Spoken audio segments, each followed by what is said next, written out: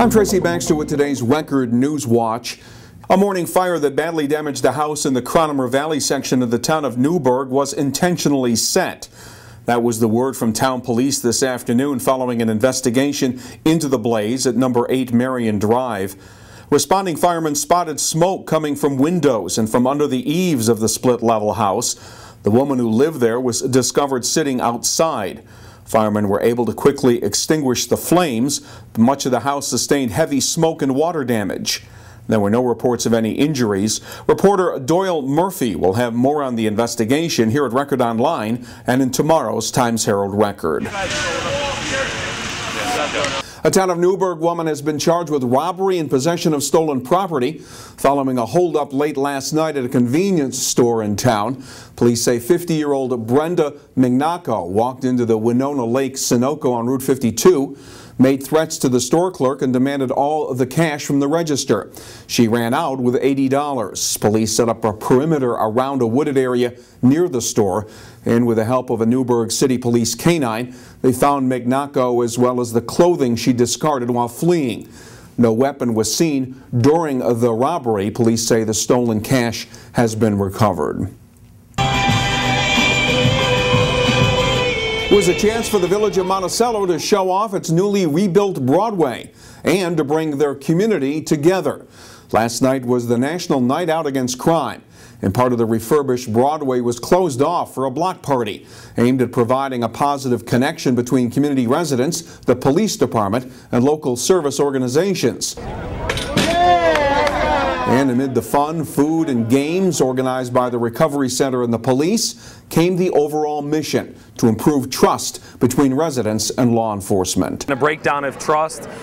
There's, a lot of the youth are afraid or intimidated by police, and that's not really the way the police are approaching it. And this event really helps break down those barriers and kind of build a bridge between the community and police officers. It's very, very important for us to have trust and to be able to be positive going forward. People need to start taking pride in their community, and we've obviously had our share of issues here. So I just wanted everybody to come out and bond with each other, bond with the police department. And community members who showed up to check things out say the Night Out program was a step in the right direction. We need to bring this community back together. This community fell apart. Now it's back together again. This is what brings us back together, events like this. Monticello's not really bad or anything. It's just that they just need like community stuff like this. Project coordinator Karen Stogner said after reading story after story about village crime, it was encouraging to see Monticello making news in a positive way.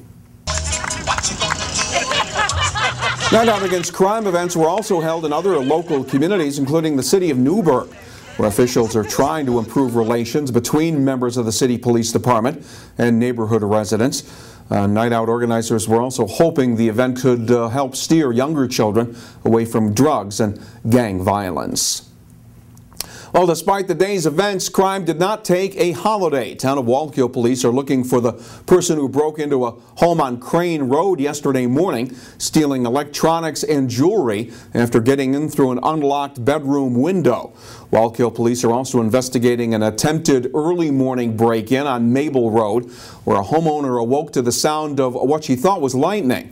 Hours later, she found a ladder propped up against her home, just below a bedroom window.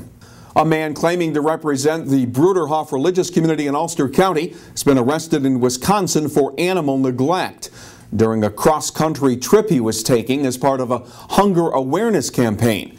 75-year-old Todd Mishler of Ulster Park was in the middle of a trip from Florida to Winnipeg, Canada, when police in Madison, Wisconsin filed charges after they determined that the 3 horses he was traveling with were dehydrated and emaciated. Reporter Michael Novenson will have more details on Mishler's arrest in tomorrow's Times-Herald Record. The Fort Decker Museum of History in Port Jervis recently played host to a man who's part lecturer, artist, and musician. Frank Littlebear, a member of the Northern Plains Cree Nation, has dedicated his life to researching and explaining the culture of Native Americans, and he shares what he's learned through stories, music, and dance. The communities, especially kids, light up when they see something for the first time, or actually not just see something behind glass, but get to take part in it. I think is always fantastic. Little Bear's presentations also speak of the problems that still exist for many Native Americans, including prejudice and horrific living conditions on some reservations. And Little Bear talked about the role the Lenape and other tribes played in our local history. What will you see if you check out this week's 845 Scene Show here at Record Online? Times-Herald Record Arts and Entertainment Editor Timothy Malcolm is here with a sneak peek. Thank you, Tracy. And coming up tomorrow on the 845 Scene Show, it's a weekend of theater in the Hudson Valley. We will preview Sullivan County Dramatic Workshop's performance of Hairspray at the Rivoli Theater. We'll also preview Chicago at the Forestburg Playhouse. We'll go across the river to Bard College, where the Spiegel Tent will be hosting a tango night. All that and a lot more, including what's coming up around the corner, including a anniversary. I forget what it is. We'll try to figure it out. Come back for the 845 Scene Show tomorrow on 845scene.com. This is Timothy Malcolm. Back to you, Tracy. We're headed towards a rainy night, but the wet weather will move out eventually. We'll enjoy sunshine for much of the day tomorrow after some early morning clouds and rain. The highs will be in the mid-80s. Friday will be partly sunny and warm with temperatures reaching the upper 80s.